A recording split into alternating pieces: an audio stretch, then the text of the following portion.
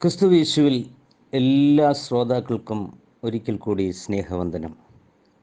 JCNDSD അഥവാ യേശു ക്രിസ്തുവിൻ്റെ പുതിയ രക്ഷയുടെ ഉപദേശമെന്ന വാട്സാപ്പിലൂടെ നിത്യജീവമൊഴികൾ എന്ന പരമ്പരയിൽ ഒരു പ്രാവശ്യവും കൂടി സംസാരിക്കുവാൻ അനുവദിച്ച കൃപാലുവായ ദൈവത്തിന് നന്ദി കരേറ്റുന്നു.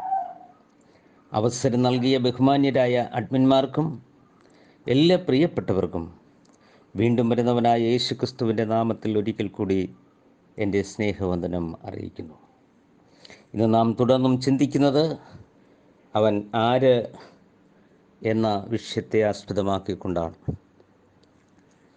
അതിനാധാരമായി വെളിപ്പാട് പുസ്തകം 4-ാം അധ്യായം അല്പമായി നമുക്ക് ചിന്തിക്കുവാൻ കർത്താവിൽ ശരണപ്പെടുകയാണ്. ഞങ്ങൾ ടാർഗറ്റ് ചെയ്ത് സംസാരിക്കുന്നതായ വിഷയവും അതിൻ്റെ ഗൗരവം അതിപ്രധാനമായിരിക്കുന്ന ഈ വിഷയം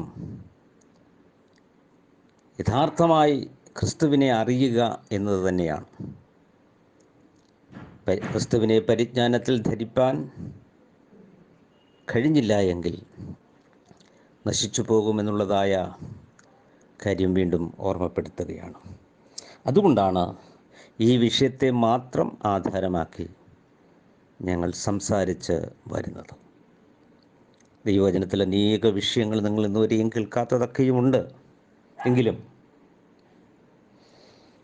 ഈ വിഷയത്തിൻ്റെ ഗൗരവത്തെ അറിഞ്ഞ് സത്യദൈവത്തെ തിരിച്ചറിയുവാൻ വിവേകം ലഭിക്കേണ്ടതിനാണ് ഈ വചനം ആവർത്തിച്ച് ഞങ്ങൾ സംസാരിക്കുന്നത്. വെളിപ്പാട് പുസ്തകം 4-ാം അധ്യായം ആധാരമാക്കി നമുക്ക് ഇന്ന് അല്പമായി ചിന്തിക്കാം. 4-ാം അധ്യായം ഇങ്ങനെ വായിക്കുന്നു: അനന്തരം സ്വർഗത്തിൽ ഒരു വാതിൽ തുറന്നിരിക്കുന്നത് ഞാൻ കണ്ടു. കാഹളനാദം പോലെ എന്നോട് സംസാരിച്ച് കേട്ട ആദ്യത്തെ ശബ്ദം എന്നോട്, ഇവിടെ കയറി വരിക, മേലാൽ സംഭവിപ്പാനുള്ളത് ഞാൻ നിനക്ക് കാണിച്ചു തരാമെന്ന് കൽപ്പിച്ചു. ഉടനെ ഞാൻ ആത്മവിവശനായി സ്വർഗത്തിലൊരു സിംഹാസനം വച്ചിരിക്കുന്നതും സിംഹാസനത്തിൽ ഒരുവൻ ഇരിക്കുന്നതും കണ്ടു. ഇരിക്കുന്നവൻ കാഴ്ചയ്ക്ക് സൂര്യകാന്തത്തോടും പത്മരാഗത്തോടും സദൃശൻ. സിംഹാസനത്തിൻ്റെ ചുറ്റിലും കാഴ്ചയ്ക്ക് മരതകത്തോട് സദൃശ്യമായൊരു പച്ചവില്ല്.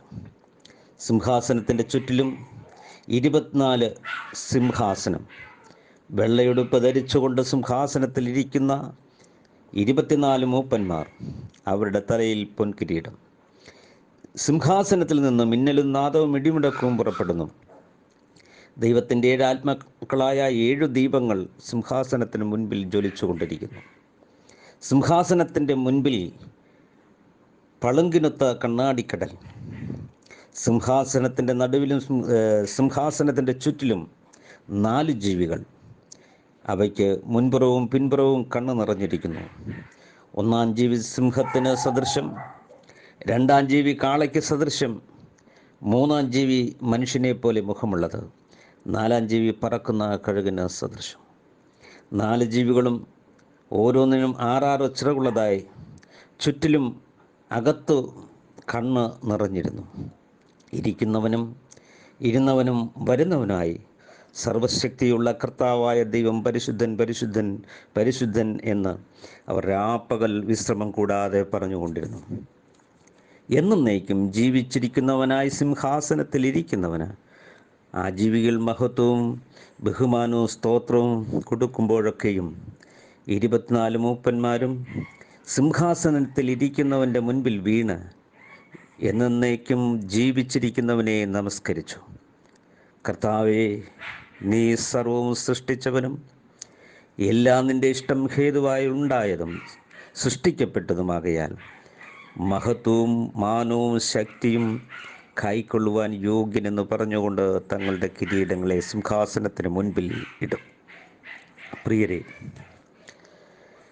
ഈ 4-ാം അധ്യായത്തിൽ നാം കാണുന്ന ഒരുവൻ ഇരിക്കുന്നു. ആയിരിക്കുന്നവൻ ആര് എന്നുള്ളതാണ്. പഴയ നിയമത്തിലെ പുസ്തകങ്ങളിലേക്ക് നമ്മൾ കടന്നു ചെന്ന് നാം പഠിക്കുമ്പോൾ യെശയ്യാ പ്രവചനം 6-ാം അധ്യായത്തിൻ്റെ 1 മുതൽ നമ്മൾ വായിക്കുമ്പോഴും, യെഹെസ്കേൽ പ്രവചനം 1-ാം അധ്യായത്തിൻ്റെ 1 മുതൽ 26-28 വായിക്കുമ്പോഴും, സങ്കീർത്തന പുസ്തകം 47:8 വായിക്കുമ്പോഴും, സിംഹാസനത്തിൽ ഇരിക്കുന്നവനായിരിക്കുന്ന ഒരു ദൈവത്തെ നമുക്ക് കാണുവാൻ കഴിയും. ദൈവത്തെ യെശയ്യാവും യെഹെസ്കേലും വെളിയിൽ യോഹന്നാനൊക്കെയും വ്യത്യസ്തമായ നിലകളിൽ കാണുകയും ഒന്നായി അതിനെ വീണ്ടും വിശകലനമായി പഠിപ്പിക്കുമ്പോൾ ഒന്ന് തന്നെയാണ് എന്ന് നമുക്ക് മനസ്സിലാക്കുവാൻ കഴിയും.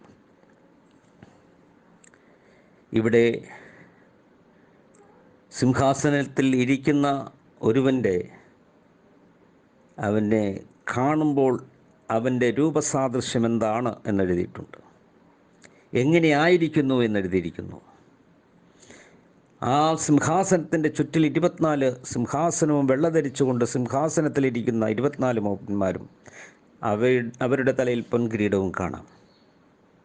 സിംഹാസനത്തിൽ നിന്ന് മിന്നലും നാദവും ഇടിമുഴക്കവും പുറപ്പെടുന്നു.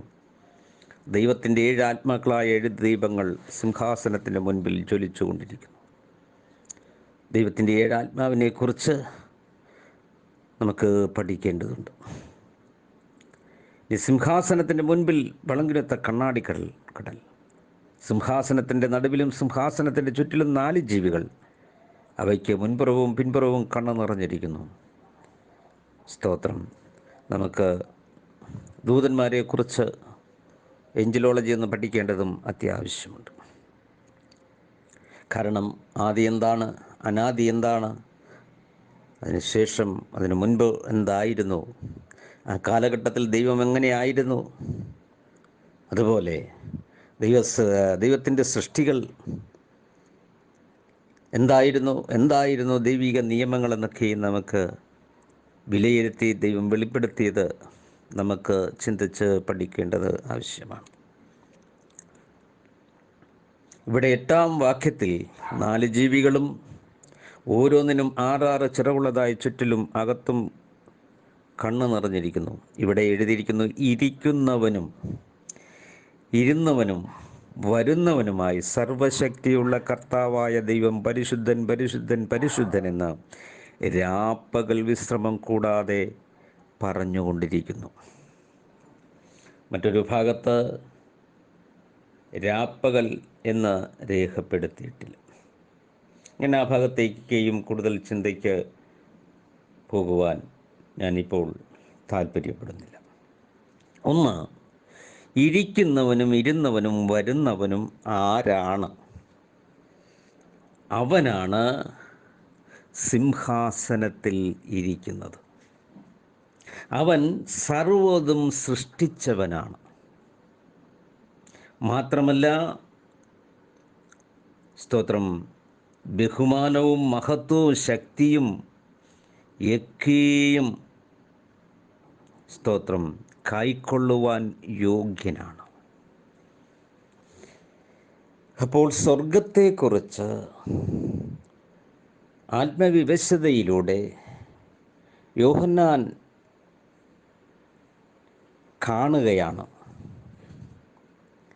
ദൈവത്തിൻ്റെ ഹല്ലേലൂയ സ്തോത്രം വരുവാനിരിക്കുന്ന സ്തോത്രം ഒരു മേൽ സംഭവിക്കുവാനുള്ള ഒരു കാര്യത്തെ ദർശിക്കുകയാണ് സ്തോത്രം യോഹന്നാൻ. അപ്പം നമ്മളിവിടെ ഈ ഇരിക്കുന്നവനും ഇരുന്നവനും വരുന്നവനും ആരാണ്? അവൻ സർവവും സൃഷ്ടിച്ച കർത്താവാണ്. അവനെന്നേക്കും ജീവിച്ചിരിക്കുന്നവനാണ്. എല്ലാം നമുക്ക് ചിന്തിക്കുവാൻ സമയമില്ല. അല്പ ചിന്തയ്ക്ക് തുടർന്ന് നമുക്ക് ചിന്തിക്കാം. പിന്നീടായി നാം ഇന്ന് ചിന്തിക്കുന്നു. യോഹന്നാൻ എഴുതിയ സുവിശേഷത്തിൽ അതിൻ്റെ 3-ാം അധ്യായത്തിൻ്റെ 13-ാം വാക്യം നമ്മൾ ഇങ്ങനെ വായിക്കുന്നു. യോഹന്നാന്റെ സുവിശേഷം അതിൻ്റെ 3-ാം അധ്യായത്തിൻ്റെ 13. സ്വർഗത്തിൽ നിന്ന് ഇറങ്ങി വന്നവനായി സ്വർഗത്തിൽ ഇരിക്കുന്നവനായ മനുഷ്യപുത്രനല്ലാതെ ആരും സ്വർഗത്തിൽ കയറിയിട്ടില്ല. സ്വർഗത്തിൽ നിന്ന് ഇറങ്ങി വന്നവനായി സ്വർഗത്തിലിരിക്കുന്നവനായ മനുഷ്യപുത്രനല്ലാതെ ആരും സ്വർഗത്തിൽ കയറിയിട്ടില്ല. സ്തോത്രം. അവിടെ പറയുന്നു, മോശ മരുഭൂമിയിൽ സർപ്പത്തെ ഉയർത്തിയതുപോലെ മനുഷ്യപുത്രനെയും ഉയർത്തേണ്ടതാകുന്നു. അവനിൽ വിശ്വസിക്കുന്ന ഏവനും നിത്യജീവൻ പ്രാപിക്കേണ്ടതിന് തന്നെ. സ്തോത്രം. ഇവിടെ പറഞ്ഞു, സ്വർഗത്തിൽ നിന്ന് ഇറങ്ങി വന്നവനായി സ്വർഗത്തിലിരിക്കുന്നവനായി മനുഷ്യപുത്രനായി അല്ലാതെ ആരും സ്വർഗത്തിൽ കയറിയിട്ടില്ല. അപ്പോൾ ഇരിക്കുന്നവനും ഇരുന്നവനും വരുന്നവനും ആരാകുന്നു എന്നാണ് നമ്മൾ ചിന്തിക്കുന്നത്. ആ സിംഹാസനത്തിൽ ഇരിക്കുന്നവൻ ആര് എന്നുള്ളതാണ് നമ്മൾ ഇന്ന് ചിന്തിച്ച് വരുന്നത്. സ്തോത്രം. നമുക്ക് റോമാലേഖനം അതിൻ്റെ 10-ാം അധ്യായത്തിൻ്റെ 6-ാം വാക്യം വായിക്കുമ്പോൾ, ക്രിസ്തുവിനെ ഇറക്കണമെന്ന് വിചാരിച്ച സ്വർഗത്തിൽ ആർ കയറും എന്നോ, ക്രിസ്തുവിനെ മരിച്ചവരുടെ ഇടയിൽ നിന്ന് കയറ്റണമെന്ന് വിചാരിച്ച് ആർ പാതാളത്തിൽ ഇറങ്ങുമെന്നോ നിന്റെ ഹൃദയത്തിൽ പറയരുത്. സ്തോത്രം. എന്നാൽ അതെന്തു പറയുന്നു? വചനം നിനക്ക് സമീപമായി നിന്റെ വായിലും നിന്റെ ഹൃദയത്തിലും ഇരിക്കുന്നു. അപ്പോൾ സ്വർഗത്തിൽ കയറുമെന്ന്, ക്രിസ്തുവിനെ ഇറക്കുവാൻ വേണ്ടി സ്വർഗത്തിൽ കയറുമെന്നോ, അതുപോലെ പാതാളത്തിൽ നിന്ന് ക്രിസ്തുവിനെ കയറ്റുമെന്നോ ഒന്നും നീ ഹൃദയത്തിൽ പറയരുത്. സ്വർഗത്തിൽ കയറുകയും സ്വർഗത്തിൽ ഇറങ്ങുകയും സ്വർഗത്തിൽ ഇരിക്കുകയും സ്വർഗത്തിൽ നിന്ന് വരുന്നവനുമാണ്, സ്തോത്രം, ദൈവമായ കർത്താവ്. പഴയ നിയമത്തിൽ നാം വായിക്കുമ്പോൾ അവൻ മേഘാരൂഢനായി വരും. പുതിയ നിയമത്തിലും അത് നമുക്ക് കാണുവാൻ കഴിയും. കർത്താവ് പറഞ്ഞു, ഞാൻ പോയതുപോലെ വീണ്ടും വരും. എഫേസ്യ ലേഖനം അതിൻ്റെ 4-ാം അധ്യായത്തിൻ്റെ 8-9 വായിക്കുമ്പോൾ, അവൻ ബദ്ധന്മാരെ പിടിച്ചുകൊണ്ടുപോയി ഉയരത്തിൽ കയറി മനുഷ്യർക്ക് ദാനങ്ങളെ കൊടുത്തു എന്ന് പറയുന്നു. കയറി എന്നതിനാൽ ഇറങ്ങി എന്ന് വരുന്നില്ലയോ? ഇറങ്ങിയവൻ സകലത്തെയും നിറയ്ക്കേണ്ടതിന് സ്വർഗാതിസ്വർഗത്തിനും മീതെ കയറിയവനും ആകുന്നു. സ്തോത്രം. അതുകൊണ്ട് അവൻ സ്വർഗത്തിൽ ഇരിക്കുന്നവനാണ്, സ്വർഗത്തിൽ കയറിയവനാണ്, സ്വർഗത്തിൽ നിന്ന് ഇറങ്ങി വരുന്നവനാണ്. സ്തോത്രം. അവൻ കർത്താവായ യേശു ക്രിസ്തുവാകുന്നു എന്ന് പുതിയ നിയമം നമ്മളെ വ്യക്തമായി പഠിപ്പിക്കുന്നു. പഴയ നിയമം നിഴലായും പുതിയ നിയമം, സ്തോത്രം, പൊരുളായും ഇരിക്കുന്നു. വീണ്ടും നാം സദൃശ്യവാക്യം അതിൻ്റെ 30-ാം അധ്യായം നമ്മൾ വായിക്കുമ്പോൾ അവിടെ ഒരു കാര്യം വ്യക്തമാക്കി വെളിപ്പെടുത്തിയിരിക്കുകയാണ്. സ്തോത്രം.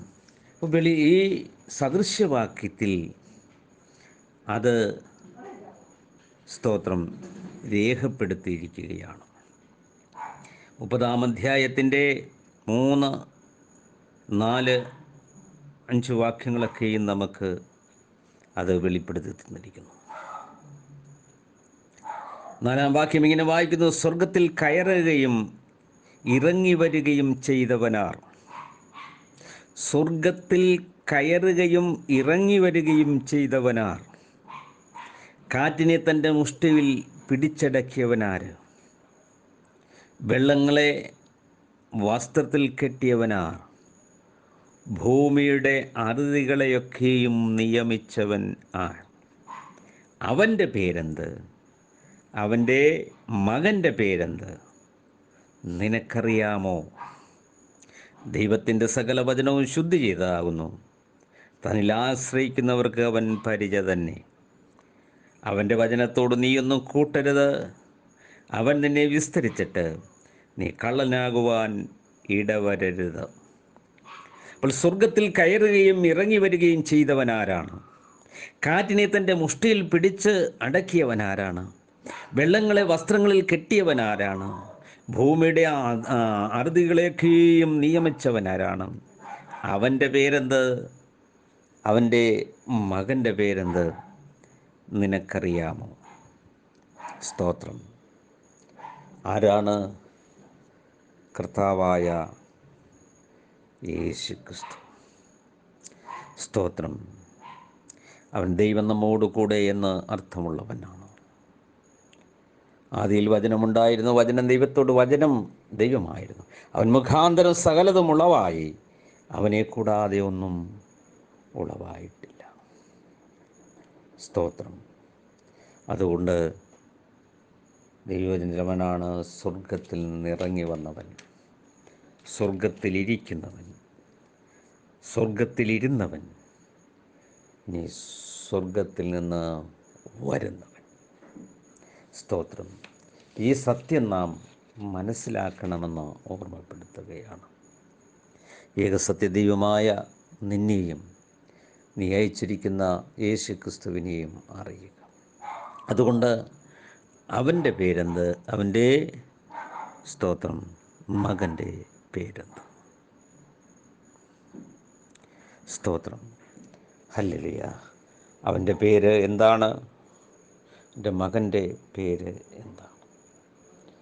ദൈവത്തിന് വംശപാരമ്പര്യമോ ജീവാരംഭമോ ജീവാവസാനവും ഒന്നും ഇല്ലാതിരിക്കെ ദൈവപുത്രൻ, മകൻ എന്നൊക്കെയും പറയുന്നതിൻ്റെ അർത്ഥങ്ങളെ നാം മനസ്സിലാക്കണമെന്നും ഓർമ്മപ്പെടുത്തുകയാണ്. സ്തോത്രം. അതുകൊണ്ട് സ്വർഗത്തിൽ നിന്ന് ഇറങ്ങി വന്നവനായി, സ്വർഗത്തിലിരിക്കുന്നവനായി മനുഷ്യപുത്രനല്ലാതെ ആരും സ്വർഗത്തിൽ കയറിയിട്ടില്ല. സ്വർഗദർശനങ്ങളെക്കുറിച്ച് വിവിധ ദൈവിക ഭക്തന്മാരിലൂടെ, ദൈവിക അല്ലെങ്കിൽ തിരുവചനങ്ങളിലൂടെ നമുക്ക് പിന്നീടായി നാം ചിന്തിക്കുന്നു. അതുകൊണ്ട് സ്തോത്രം. അവനാരാണ്? ഏക സത്യ ദൈവമാണ്. സ്തോത്രം. അവൻ കർത്താവായ ദൈവമാണ്. സ്തോത്രം. സ്തോത്രം. റോമർ 10-ാം അധ്യായത്തിൻ്റെ 12-13 നാം വായിക്കുമ്പോൾ, യഹൂദനും യവനനും എന്നോ വ്യത്യാസമില്ല, എല്ലാവർക്കും കർത്താവ് ഒരുവൻ തന്നെ. കർത്താവിൻ്റെ നാമത്തെ വിളിച്ചപേക്ഷിക്കുന്നവൻ രക്ഷിക്കപ്പെടും. അതുകൊണ്ട് യഹൂദനെന്നും യവനെന്നും വ്യത്യാസമില്ല, എല്ലാവർക്കും കർത്താവും ദൈവവും ഒരുവനാണുള്ളത്. കർത്താവിൻ്റെ നാമത്തെ വിളിച്ചപേക്ഷിക്കുന്നവൻ രക്ഷിക്കപ്പെടും. പ്രിയരെ, അതുകൊണ്ട് കർത്താവ് ഒരുവനാണ്. എഫെസ്യ ലേഖനം അതിന് 4-ാം അധ്യായം 4-ഉം 5-ഉം ഒക്കെയും വായിക്കുമ്പോൾ കാണുന്നു, കർത്താവ് ഒരുവൻ. ഏകസത്യദൈവമായ നിന്നെയും നീ അയച്ചിരിക്കുന്ന യേശു ക്രിസ്തുവിനെയും അറിയുന്നത് തന്നെയാണ് നിത്യജീവൻ. പഴയ നിയമത്തിൽ യെശയ്യാ പ്രവചനം, ഓരോ പ്രവചന സൂക്തങ്ങളിൽ സ്തോത്രം യഹോവയായ ദൈവത്തെയാണ് കർത്താവ് എന്ന് പറയുന്നത്. എന്നാൽ പുതിയ നിയമത്തിൽ യേശുവിനെയാണ് കർത്താവ് എന്ന് പറയുന്നത്. അതുകൊണ്ട് കർത്താവ് എന്ന് ഹൃദയം കൊണ്ട് വിശ്വസിക്കുകയും വായ് കൊണ്ട് ഏറ്റുപറയുകയും ചെയ്യുന്നവൻ രക്ഷിക്കപ്പെടും. അപ്പം യേശു ക്രിസ്തുവിനെ കർത്താവെന്ന് നമ്മൾ സ്തോത്രം അറിയണം എന്നുള്ളതാണ്. അതുകൊണ്ട് കർത്താവ് ആരാണ്? ദൈവമായ യഹോവയായ ദൈവം, അല്ലെങ്കിൽ കർത്താവായ യേശു ക്രിസ്തു എന്നുള്ളതാണ്. ആ കർത്താവിനെ നമുക്ക് തിരിച്ചറിയാത്തിടത്തോളം കാലം ഏകസത്യ ദൈവത്തെക്കുറിച്ചുള്ള പരിജ്ഞാനം പ്രാപിച്ചില്ല എങ്കിൽ തീർച്ചയായും നമുക്ക് സ്തോത്രം യേശു ക്രിസ്തുവിൻ്റെ നാമത്തെക്കുറിച്ച് മനസ്സിലാക്കുവാൻ കഴിയുകയില്ല. അതുകൊണ്ട് റോമാലേഖനം 10-ാം അധ്യായത്തിൻ്റെ 9-ാം വാക്യത്തിൽ വായിക്കുന്നു, യേശുവിനെ കർത്താവെന്ന് വായ്കൊണ്ട് ഏറ്റുപറയുകയും ദൈവം അവനെ മരിച്ചവരുടെ ഇടയിൽ നിന്ന് ഉയർത്തെഴുന്നേൽപ്പിച്ചു എന്ന് ഹൃദയം കൊണ്ട് വിശ്വസിക്കുകയും ചെയ്താൽ നീ രക്ഷിക്കപ്പെടും. അപ്പോൾ പുതിയ നിയമത്തിൽ യേശുവാണ് കർത്താവ് എങ്കിൽ പഴയ നിയമത്തിൽ യഹോവയാണ് കർത്താവ്. സ്തോത്രം. അതുകൊണ്ടാണ് നീ ഏകപരിശുദ്ധൻ എന്ന്, നീയല്ലോ ഏകപരിശുദ്ധൻ എന്ന് പറഞ്ഞിരിക്കുന്നത്. സ്തോത്രം. അതുകൊണ്ട് സ്വർഗത്തിൽ ഇരിക്കുന്നവൻ, ഇരുന്നവൻ, വരുന്നവൻ, സിംഹാസനത്തിലിരിക്കുന്ന ദൈവമായ കർത്താവാണ്. സ്തോത്രം. അവനാണ് ആദിയിലുണ്ടായിരുന്നത്. സ്തോത്രം.